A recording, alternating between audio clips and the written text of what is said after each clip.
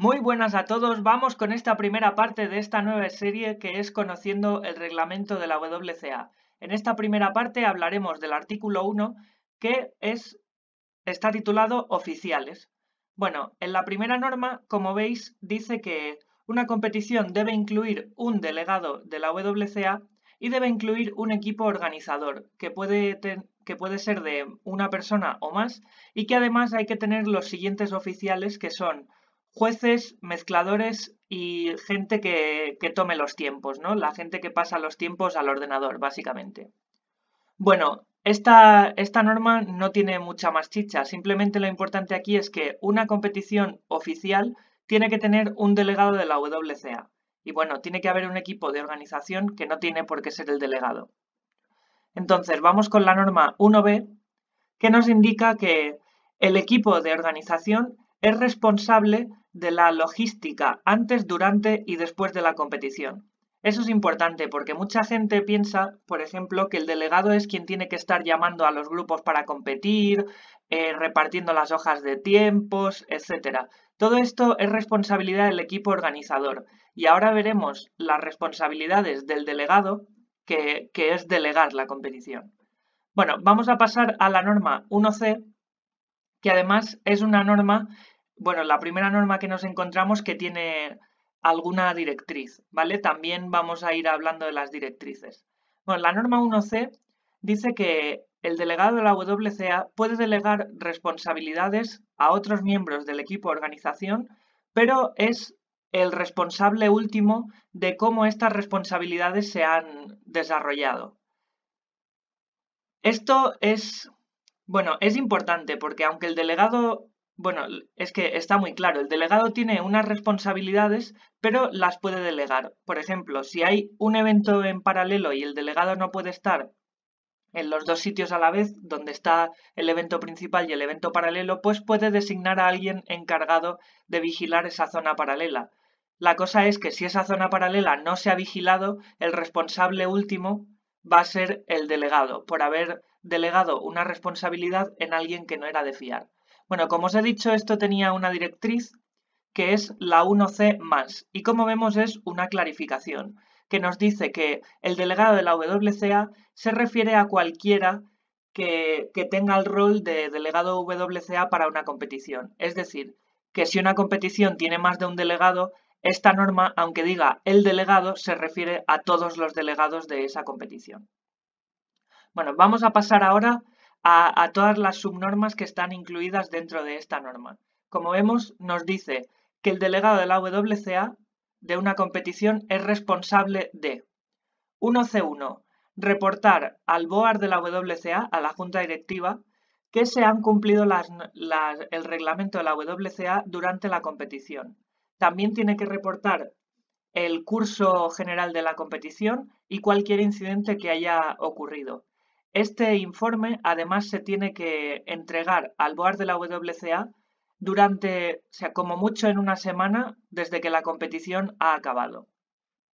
Bueno, esto simplemente es alguien que mucha gente no sabe, a pesar de ser una de las primeras normas, que es que cada delegado, una semana, como mucho, una semana después de haber acabado la competición, aparte de subir los resultados, que bueno, es justo la norma siguiente, aparte de subir los resultados, pues tiene que mandar un informe de cómo se ha desarrollado la competición.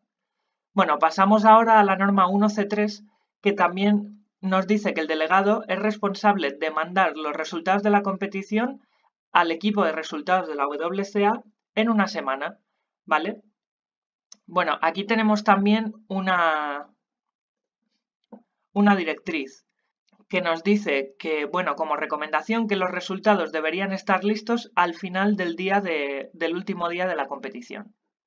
Bueno, no tiene más chicha, simplemente hay que hacer los resultados. Bueno, ¿qué significa esto? Pues un delegado cuando acaba la competición se lleva todas las hojas de tiempos a casa, comprueba que los tiempos que se han subido al ordenador concuerdan con los que están escritos en la hoja de tiempos, hace las correcciones oportunas y los manda al equipo de resultados para que se publiquen. Otra directriz que tenemos de 1C3 es una adición, que nos dice que los physical records, la verdad es que no sé cómo traducir ahora mismo esto, pero con el ejemplo queda muy claro, que es las hojas de tiempos, por ejemplo, o las soluciones escritas de fewest moves, de menos movimientos, se tienen que guardar durante por lo menos un mes. Por ejemplo, si alguien te pide que le pases una foto de su hoja de tiempos porque él cree que hizo un 9 y tú le has puesto un 7, pues eso se puede hacer durante un mes porque el delegado todavía guarda las hojas de tiempos. Los digital records, como por ejemplo son las hojas de mezclas que hemos generado o los resultados que hemos mandado al equipo de resultados, se tienen que guardar para siempre. Bueno, eso no es complicado porque como tú mandas un correo, por ejemplo, al equipo de resultados y ellos lo suben a la página web de la WCA, eso ya está guardado para siempre.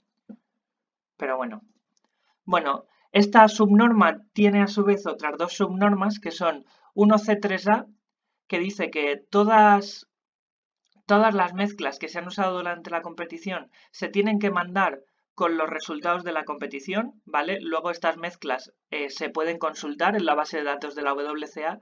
Y 1C3B, que dice que todas las secuencias de mezclas tienen que estar etiquetadas con los eventos, rondas y grupos para las que han sido usados. Bueno, simplemente eso se hace antes de la competición, se divide a la gente en grupos.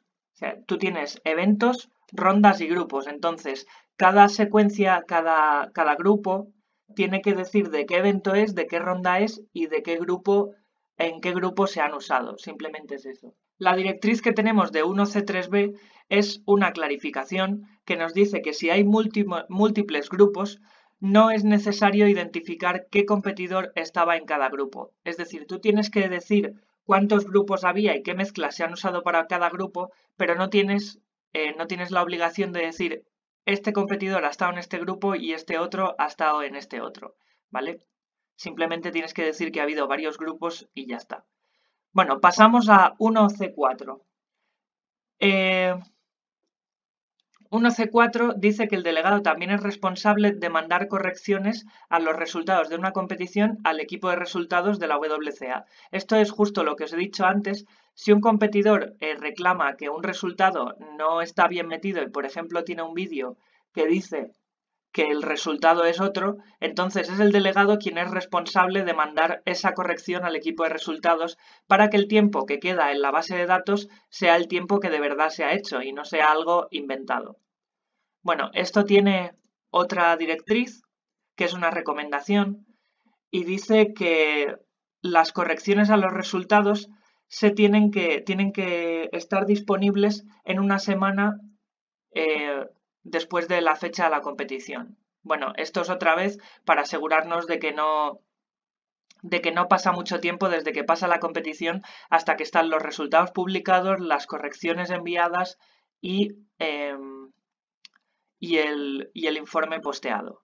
Bueno, 1C5 nos dice que también el delegado es responsable de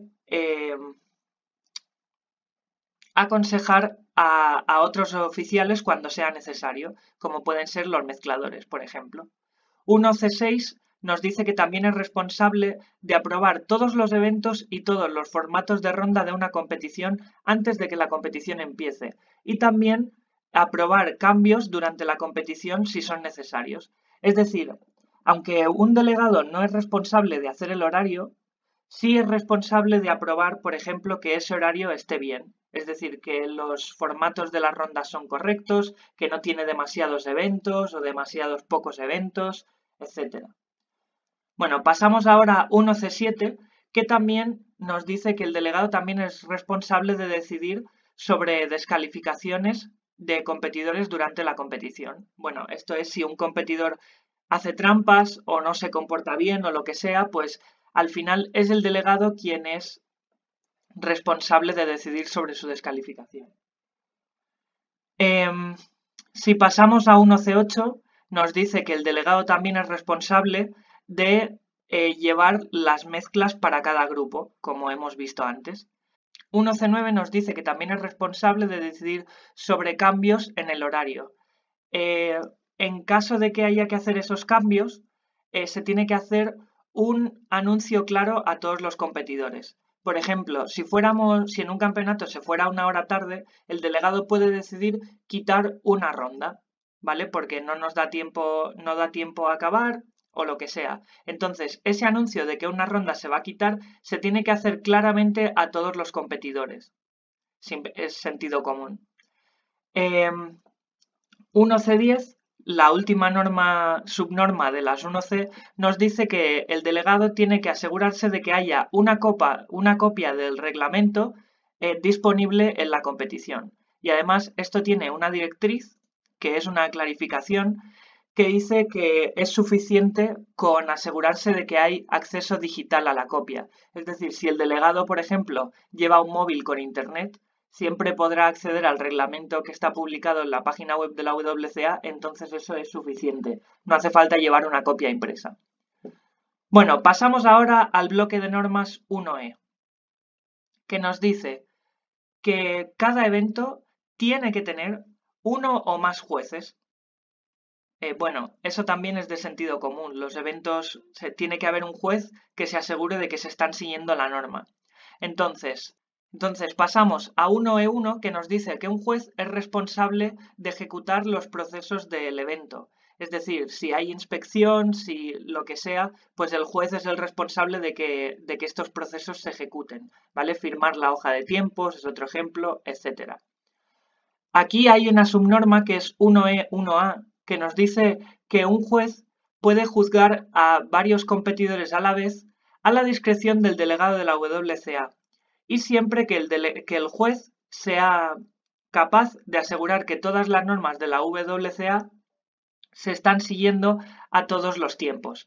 Es decir, por ejemplo, en 3×3, un juez que haga de juez a varios competidores no puede asegurar que se hayan seguido todas las normas, pero en multiblind, por ejemplo, que es una categoría muy larga y en la que el juez sobre todo es responsable durante muchísimo tiempo de asegurarse que el competidor solo está memorizando los cubos y no está haciendo nada raro y luego de aguantar la cartulina, pues ahí sí que un juez, por ejemplo, puede juzgar a varias personas a la vez, siempre y cuando el delegado le dé permiso y estemos seguros de que en todos los tiempos se ha cumplido el reglamento de la WCA.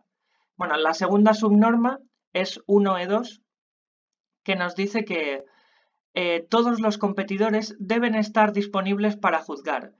Y si se requiere a un competidor para juzgar, solo puede ser excusado este competidor por una razón legítima. Por ejemplo, no saber las normas de un puzzle. Esto es a discreción del delegado. Es decir, si el delegado nos pide que juzguemos para un evento, estamos obligados a hacerlo, a no ser que haya una razón legítima que nos permita no juzgar. Bueno, la penalización por no querer juzgar un evento cuando has sido requerido para hacerlo es que te descalifiquen de la competición. Y aquí la regla 2K está linkeada, es decir, que nos dice que para ver cómo se puede descalificar a alguien de una competición, vayamos a la regla 2K para ver cómo esto se podría hacer, ¿vale? Y aquí nos lo explica. Esta regla la cubriremos en el segundo capítulo de esta serie, entonces simplemente la dejamos aquí. Pasamos ahora a 1F. Bueno, 1F también nos dice que todo evento debe tener uno o más mezcladores y como excepción nos pone fewest moves, ya que, bueno, en fewest moves la mezcla se le da a los competidores y ellos mezclan, entonces no hace falta que haya mezcladores. Aquí hay dos subnormas otra vez, que nos dice 1F1, los mezcladores aplican las secuencias de mezclas para preparar los puzzles para los intentos, ¿vale? Las secuencias de mezclas que ha dado el delegado de la WCA. 1F2 nos dice también que todos los competidores deben estar disponibles para mezclar y que si un competidor es requerido para mezclar, solo se le puede excusar por una razón legítima, como por ejemplo no saber la notación para mezclar ese puzzle. Y otra vez esto es a la discreción del delegado de la WCA. Y otra vez la penalización por no querer mezclar es la descalificación de la competición. Bueno, pasamos a 1G, que de nuevo nos dice que todo evento debe tener uno o más pasadores de tiempos, es decir, alguien que pase los tiempos de las hojas de tiempos al ordenador. También dos subnormas. La primera nos dice que un pasador de tiempos, tomador de tiempos, como queráis llamarlo, es responsable de compilar los resultados, es decir, de coger todas las hojas de tiempos y pasarlas al ordenador. Y luego 1G2 nos dice que los cambios a un resultado en una hoja de tiempos solo están permitidos a la discreción del delegado de la WCA. Es decir, imaginaros que en una hoja hay una duda entre si algo es un 1 o un 7. Entonces, el delegado de la WCA es quien puede ir a preguntar al juez de ese intento si es un 1 o un 7 y hacer un cambio. Ese sería un ejemplo, pero solo lo puede hacer el delegado, ¿vale? En este caso, el score taker es quien se daría quien se daría cuenta de que algo está mal, avisaría al delegado y el delegado es quien puede decidir si se cambia o no. Bueno, pasamos ahora a 1H. 1H nos dice que los competidores en la misma ronda de un intento pueden ser divididos en grupos. Es decir, si tenemos 100 competidores en un evento, en 3×3 por ejemplo, para que no compitan todas a la vez, lo cual sería imposible que compitieran todos a la vez, los podemos dividir en grupos. Y ahora, bueno, aquí tenemos una directriz que nos dice que los competidores en el mismo grupo deben usar las mismas secuencias de mezclas y que diferentes grupos deberían usar diferentes secuencias de mezclas. Eso es lógico, ¿vale? Porque si tú estás compitiendo en el mismo grupo que alguien, deberías usar las mismas mezclas y además alguien que ha estado haciendo de juez en tu grupo, por ejemplo, es decir, alguien de otro grupo, debería usar mezclas distintas y no las mismas que tú has usado. Tenemos otra directriz, que es otra recomendación, y que te dice que todos los intentos en la ronda final de un evento, así como todos los intentos de fewest moves, de menos movimientos, deberían tener las mismas secuencias de movimientos para todos los competidores. Es decir, que en las rondas finales debería haber un solo grupo. Esto también es lógico porque en las rondas finales, que se decide, por ejemplo, quién va a ganar, lo suyo es que todo el mundo compita en igualdad de condiciones. Si no, imaginaros una ronda final de 2×2 en la que dos competidores muy buenos están separados en dos grupos distintos, a uno le toca una mezcla de 4 movimientos y a otro no. Entonces ahí hay una diferencia muy importante que haría que ganara alguien que no tiene por qué ser el mejor, ¿vale? Entonces, esto es simplemente para asegurarnos de que los resultados de una competición son tan justos como se puede. Bueno, vamos a pasar ahora a la subnorma 1H1, que te dice que los mezcladores y los jueces de una ronda no deben mezclar o juzgar competidores en su mismo grupo antes de que hayan acabado todos sus intentos de la ronda. También dice que pueden mezclar o juzgar a los competidores del mismo grupo a la discreción del delegado de la WCA, pero que el equipo de organización se debe asegurar que los mezcladores y jueces no pueden ver ninguna secuencia de movimientos, o sea, ninguna secuencia de mezclas, para sus intentos que todavía no han hecho. Es decir, esto es lógico también. Alguien no debe juzgar a gente de su mismo grupo porque entonces estaría viendo las mezclas que ellos mismos van a usar. Eso sí, si ya han acabado de hacer todos los intentos, entonces sí pueden empezar a juzgar o mezclar para ayudar a que todo vaya más rápido, pero siempre asegurándose de que no están viendo las mezclas de los intentos que van a hacer después, ¿vale? Es simplemente lógico. Bueno, esta subnorma también tiene dos directrices que son clarificaciones. La primera, 1H1+, los mezcladores y jueces solo deben mezclar o juzgar otros competidores en el mismo grupo si es importante para la logística de la competición. Es decir, si el horario va mal de tiempo, cuando alguien ha acabado de competir en su grupo, luego puede ser requerido para empezar a mezclar o juzgar en ese mismo grupo. Y la segunda clarificación nos dice que para menos movimientos, fewest moves, los jueces pueden juzgar a competidores en el mismo grupo antes de haber acabado su intento. Es decir, mientras están compitiendo, vaya. Un juez para Fewest lo único que se tiene que asegurar es de que nadie, por ejemplo, está usando el móvil para sacar una resolución o lo que sea. No tiene que estar mirando la mezcla o cómo resuelve otro competidor. Entonces esto en realidad está diciendo que el encargado de Fewest Moves puede estar compitiendo a la vez que está encargado de Fewest Moves. Eso es todo. Y bueno, nos quedan solo dos normas en el artículo 1. 1J nos dice que todos los oficiales pueden competir en una competición, ¿vale? Esta norma es importante porque todos los oficiales hacen todo por amor al arte y ya está. Entonces, si tú prohibieras a los oficiales competir en su propia competición, probablemente tendríamos muchísimas menos competiciones. Por eso existe esta norma que les permite competir en su competición. Y la última norma, 1K, nos dice que los oficiales pueden tener más de un rol. Es decir, por ejemplo, alguien que está en el equipo de organización también puede ser delegado, también puede ser juez, también puede ser mezclador, también puede tomar tiempos. ¿Vale? Esto simplemente es, otra vez, sentido común, ¿vale?